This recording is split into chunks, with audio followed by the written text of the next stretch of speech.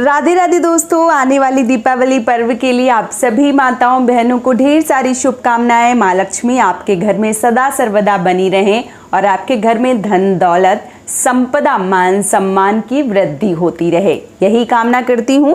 और इसी कामना के साथ आज का जो वीडियो है वो मैं शुरू कर रही हूँ। दोस्तों, आज के वीडियो में मैं आप सबके साथ शेयर करूँगी झाड़ू पूजन। दीपावली आने से पहले आपको जो झाड़ू है वो किस प्रकार से लाना है और जो झाड़ू है उसका पूजन कब करना है और वो झाड़ू निकालनी कब है, इसके साथ ही साथ पुरानी झाड़ू कब फेंकना है, संपूर्ण जानकारी इस वीडियो में आप सबके साथ शेयर करूंगी।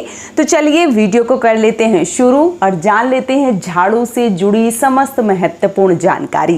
पहले मैं आप सबको बता दूं कि झाड़ू का पूजन कब करना है। तो देखिए, दीपावली के पहले धनतेरस आता है और धनतेरस वाले दिन झाड़ू लाने का विधान होता है। तो आपको धनतेरस वाले दिन कुछ नहीं ला पाते हैं तो झाड़ू जरूर लाइए, क्योंकि झाड़ू माँ लक्ष्मी का प्रतीक मानी गई है।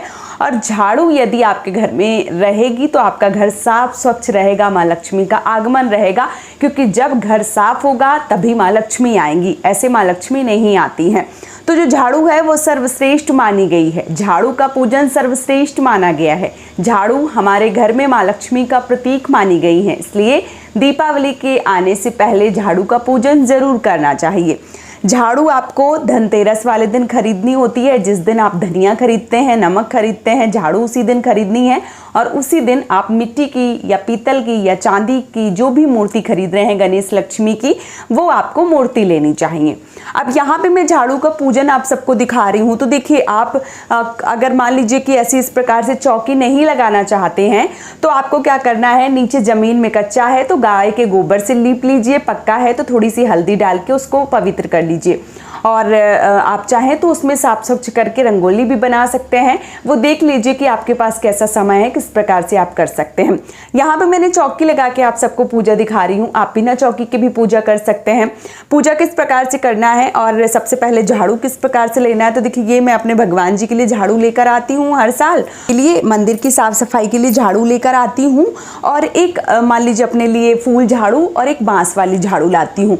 इस बार मुझे किसी कारण बस बांस वाली झाड़ू नहीं मिली है, आप सबको मिल जाती है तो जरूर लेकर आइए, क्योंकि बांस की जो झाड़ू होती है वो वंश वृद्धि करती है। और फूल झाड़ू जो है वो आप देखिए, अभी साफ सफाई में फूल झाड़ू का प्रयोग होता है, मैं कह दूं कि ना लाएं तो मैं स्वयं लाती हूँ, आप सबको कैसे मना कर सकती हूँ। पुराने जमाने में सीकों की जो झाड़ू है वो सबसे ज्यादा शुभ मानी जाती थी, तो जो सीकों की झाड़ू है वो आती थी। अभी इस प्रकार की फूल झाड़ू मिलती हैं।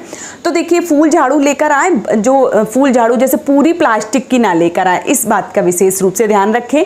जो आगे ये फूल है ये झाड़ू लेकर आए, प्लास्टिक अगर लगा है पीछे तो क्या कर सकते हैं, लानी ही पड़ेगी। और यदि नहीं लाना चाहते तो बांस की झाड़ू का भी पूजन कर सकते हैं।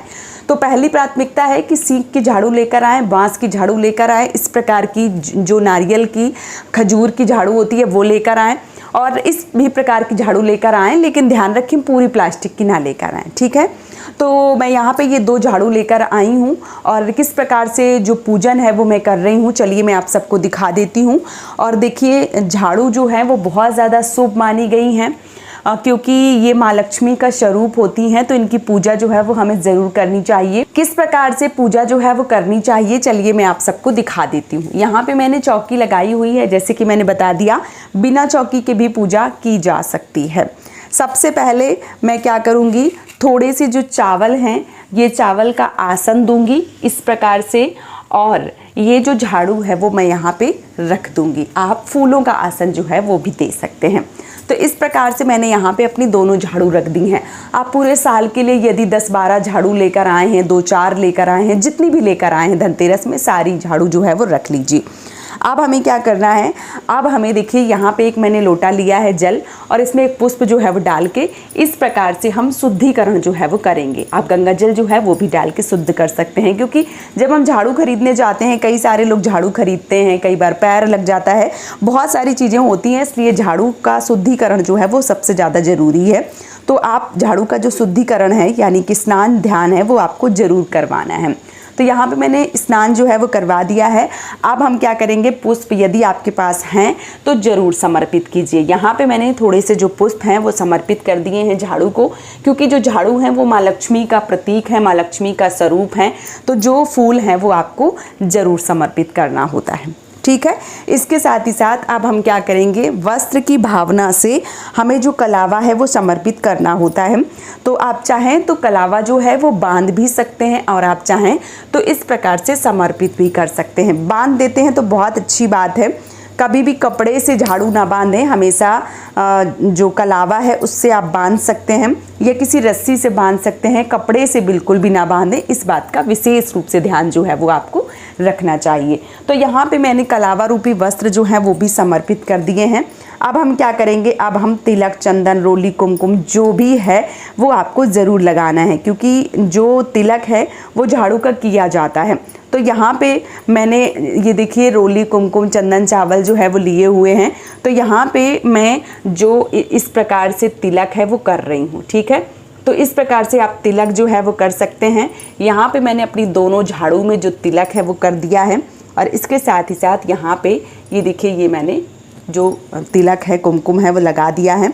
अब हम अक्षत के रूप में थोड़े से जो चावल हैं वो समर्पित करेंगे इस प्रकार से। तो मैंने यहाँ पे थोड़े से जो चावल हैं वो भी समर्पित कर दिए हैं। अब हम किसी भी पूजा को, दीपावली से पहले पूजा कोई भी करते हैं तो जो खील बतासा है वो हमें समर्पित करना होता है, क्योंकि दीपावली से पहले खील बतासे का ही भोग होता है। तो खील बतासा जो है वो आपको भोग के रूप में इस प्रकार से समर्पित कर देना है। तो यहाँ पे मैंने खील बतासा जो है वो समर्पित कर दिए हैं। अब हमें क्या करना है, अब हमें जो दीपक है वो जलाना है और आरती करनी है, ठीक है। तो हम अब क्या करेंगे कि आरती करेंगे, और जो हमारी झाड़ू हैं या जो माँ लक्ष्मी के प्रतीक झाड़ू हैं उनको हम आरती जो है वो ज़रूर उतारेंगे। यहाँ पे मैंने जो आरती है वो ले ली है, और इस प्रकार से हम जो आरती है वो कर देते हैं। तो यहाँ पे जो हमारी पूजा है वो संपन्न हो जाती है, ठीक है। इस प्रकार से आपको जो झाड़ू की पूजन है वो ज़रूर करनी होती है। इसके साथ ही साथ ये झाड़ू जो है वो दीपावली हो जाती है, दीपावली के अगले दिन ही इस झाड़ू से झाड़ू लगाई जाती है, और उससे पहले जैसे धनतेरस हो गया, फिर इस झाड़ू को पूजा के बाद आपको यूज़ नहीं करनी होती है। जब दिवाली हो जाती है फिर आप इस झाड़ू को यूज़ कर सकते हैं, पूरे घर में साफ़ सफाई कर सकते हैं, माँ लक्ष्मी को विराजमान कर सकते हैं, और जो पुरानी झाड़ू है वो आप शनिवार वाले दिन फेंक सकते हैं। कभी भी झाड़ू को तोड़कर ना फेंकें, इस बात का विशेष रूप से ध्यान रखें। कई बार लोग क्या करते हैं, पुरानी झाड़ू हो जाती है उसको तोड़ के फेंक देते कि कोई दूसरा यूज़ ना कर पाए। तो कभी भी झाड़ू को तोड़ के ना फेंकें, क्योंकि इससे माँ लक्ष्मी नाराज़ होती हैं। और घर के जो भी सदस्य हैं वो अगर काम पे जा रहे हैं तो उनसे पहले ही आपको झाड़ू लगा लेना चाहिए, घर के मुख्य दरवाजे पर पानी डाल देना चाहिए, और तब उनको घर से निकलने देना चाहिए। कभी भी बिना झाड़ू के घर से निकलने ना दें। और यदि आपने झाड़ू नहीं लगाई है तो कम से कम घर वाले, जो भी आपके घर के मेन सदस्य हैं या जो घर के मुखिया हैं, उनको अगर वो कहीं जा रहे हैं, किसी काम के लिए जा रहे हैं, आपकी झाड़ू नहीं लगी है, तो जब तक उनका काम हो ना जाए, मतलब 2-4 घंटे के बाद ही झाड़ू लगावें, तुरंत झाड़ू ना लगावें। क्योंकि कहते हैं कि तुरंत झाड़ू लगाने से यदि वो कोई काम के लिए, अच्छे काम के लिए जा रहे होते हैं, तो उनका जो काम है वो बिगड़ जाता है। तो आपको इस बात का विशेष रूप से ध्यान जो है वो रखना चाहिए। तो जो झाड़ू होती है उसके बहुत सारे नियम होते हैं, बहुत सारी चीज़ें होती हैं जो हमें ध्यान में रखनी होती हैं। और जो झाड़ू होती है वो बहुत ज़्यादा पवित्र होती है, बहुत ज़्यादा शुभ होती है, माँ लक्ष्मी का प्रतीक होती है। कभी भी झाड़ू को आपको लात नहीं मारना चाहिए। कई बार पैरों से झाड़ू उठा लेते हैं लोग, ऐसा नहीं करना चाहिए। और झाड़ू को हमेशा ऐसी जगह पे रखना चाहिए छुपा कर, क्योंकि ये माँ लक्ष्मी होती हैं, धन को हमेशा छुपा के रखते हैं।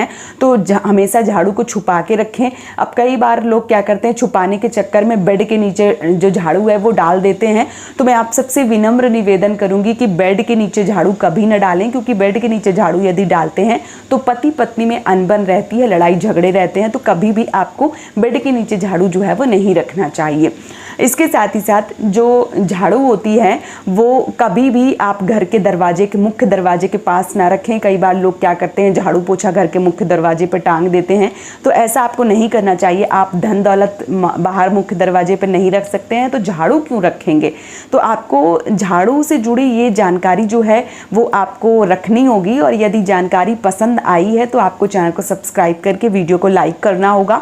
और वीडियो आप सबको कैसा लगा है आप हमें ज़रूर बताइए। और पूजा पाठ या कथा से जुड़े या खाटू श्याम बाबा से जुड़े कुछ उपाय मेरे साथ देखना चाहते हैं तो चैनल से जुड़े रहिए, चैनल को सब्सक्राइब करके वीडियो को लाइक करके। आज का ये वीडियो मैं यहीं पे समाप्त करूंगी। बहुत जल्दी मिलूंगी एक और नए वीडियो के साथ में। तब तक के लिए जय श्री श्याम दोस्तों, जय माता दी, राधे राधे।